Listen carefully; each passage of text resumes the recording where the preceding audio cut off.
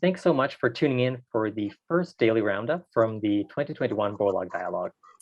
To discuss highlights and takeaways from today's discussions, I'm delighted to welcome Dr. Elliott Dossou-Yovo, Agriculture and Climate Change Specialist at Africa Rice Center, and 2021 recipient of the Norman E. Borlaug Award for Field Research and Application, and Ayélé Gabiam, Founder and Director of Partnerships of LadyAgri Impact Investment Hub, and Hilary Berry, Founder and Secretary General of LadyAgri.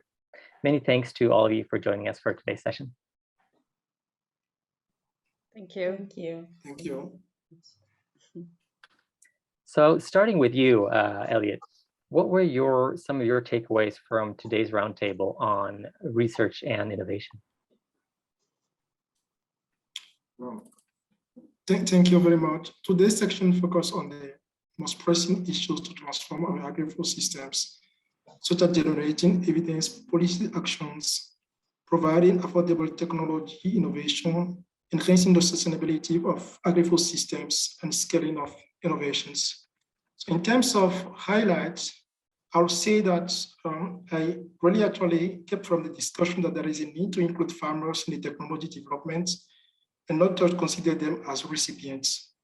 There is also a need to start addressing the challenges of scaling right from the technology development.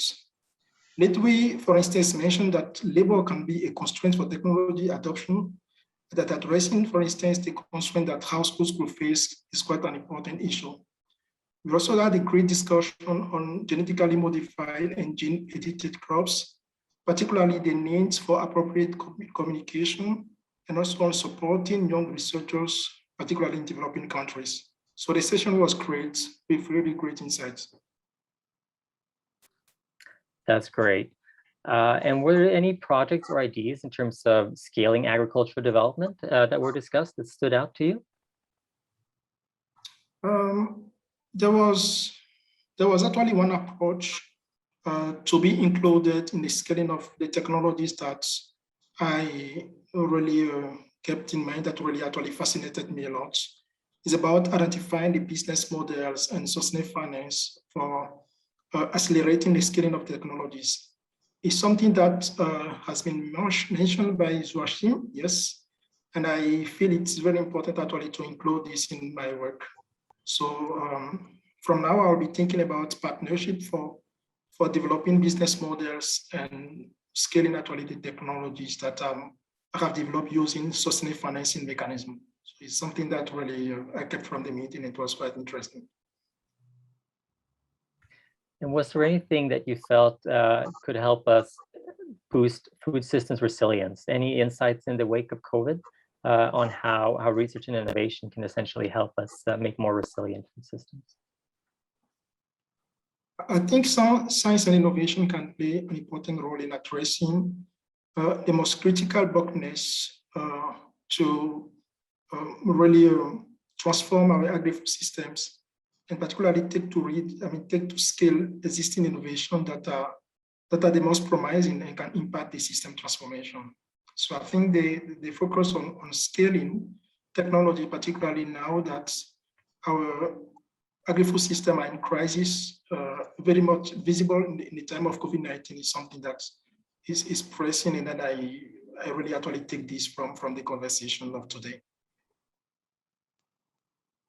Right. Thank you so much for that, Elliott.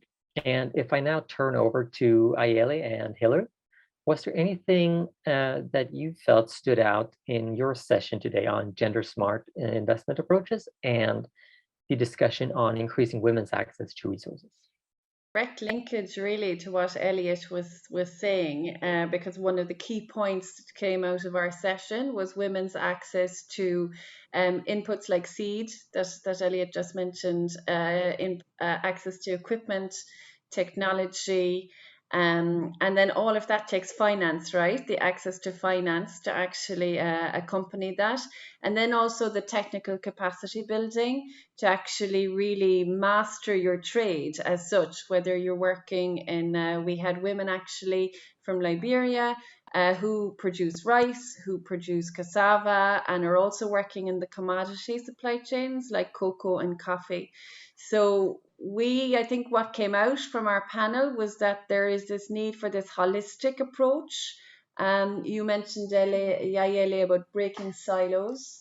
And I think that's another key linkage to what Elliott has said. You go from the research, and then you need to actually develop the agribusiness model, and start making connections with users, and make sure that those farmers then, as users, have access to the different productive resources we mentioned, whether that be TA, finance, or equipment and technology.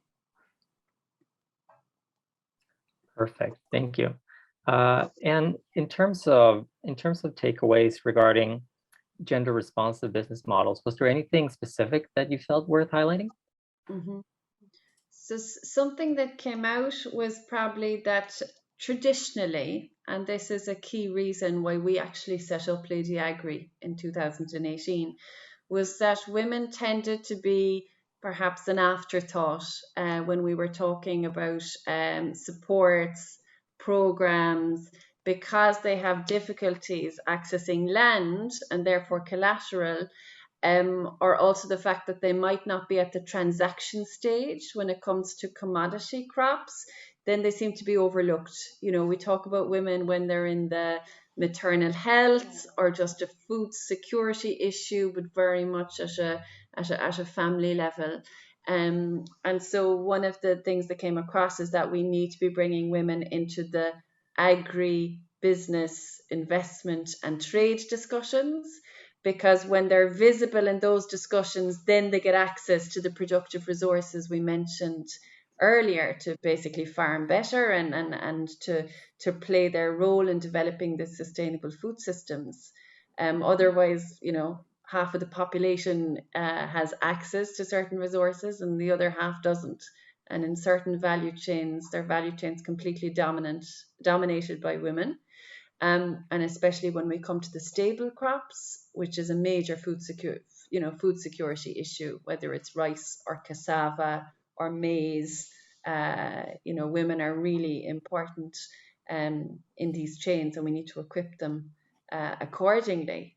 So now the change that's being made, and the key message coming from all of our panelists and ourselves, was that if we're going into a post-COVID era, that women need to be front and center to any support. And that's where this gender responsive business approach comes in, this gender lens to investment, or gender lens when we actually design programs to support them.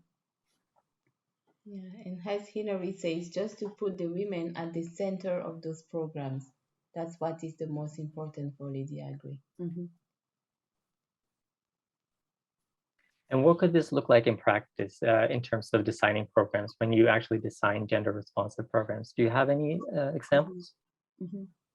Yeah, so last week we were in Liberia, and it was actually in the design stage of a program that we're supporting. It's an EU funded program.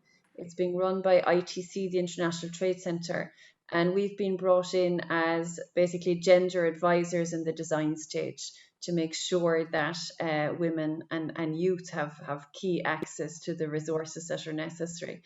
So that's just from last week, where we were out in 3 different counties and working with women cooperatives and women's associations. We did a similar mission, because it's a regional program in Cameroon, and that was also once we were able to travel again in June and also in August. So here we're clearly involved and being asked to partner with different organizations to make sure that our gender are being mainstreamed.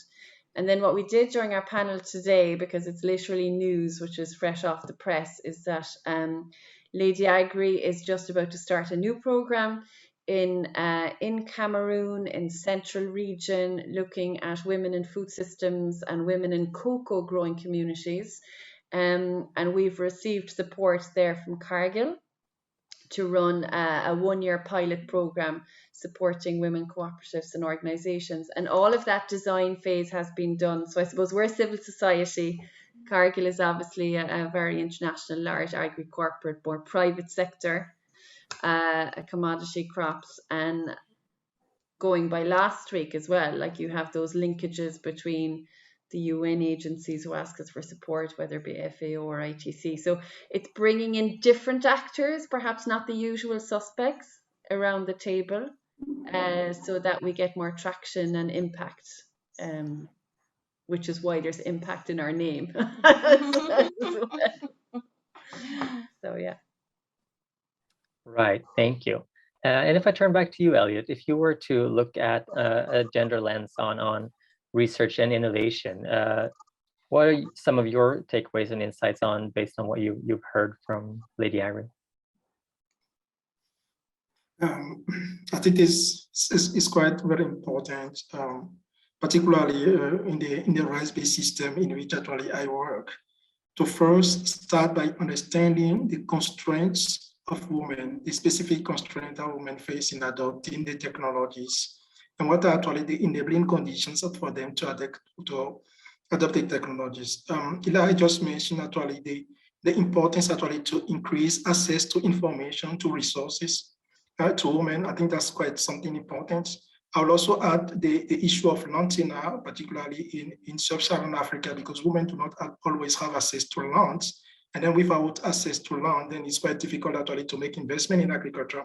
So, I mean, it's actually bringing actually another dimension of the discussion, which is policy. I mean, appropriate policy actually for women actually to be able to have access to the productive resources and then able to use the innovation. Now we are really in the area of digital innovation with smartphones, but overall, men have more access to smartphones than women. So, I mean, digital innovation is quite something important, but then focusing on digital innovation without actually creating actually the conditions for women to use mobile phone and then use actually it for accessing climate information services, for using climate smart agricultural practices, would simply actually increase the inequality between men and women. So these are actually gaps that we need actually to fill, and that we need to make sure that, as mentioned by Hilary and the team, that women are really at the center of the development of the technology, of the validation of the technology, of the scaling of the technology, and that later on we could really assess the impact of our intervention on improving their livelihoods. Thank you. Mm-hmm. Thank you so much for that. And before we round off, is there anything else that you both, or three of you, feel that you'd like to touch on or highlight from day one? Yeah, I think maybe an issue which has come up, and it's linked with what Elliott has said as well. I think sometimes we might imagine that the solutions are very complicated and that a little bit outside of our grasp.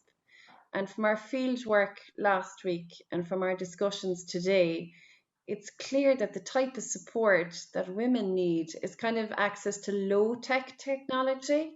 So I'm thinking about the women, they don't have that very small machine which can actually dehusk rice, for example. They're doing it with their feet, and then their feet are torn, and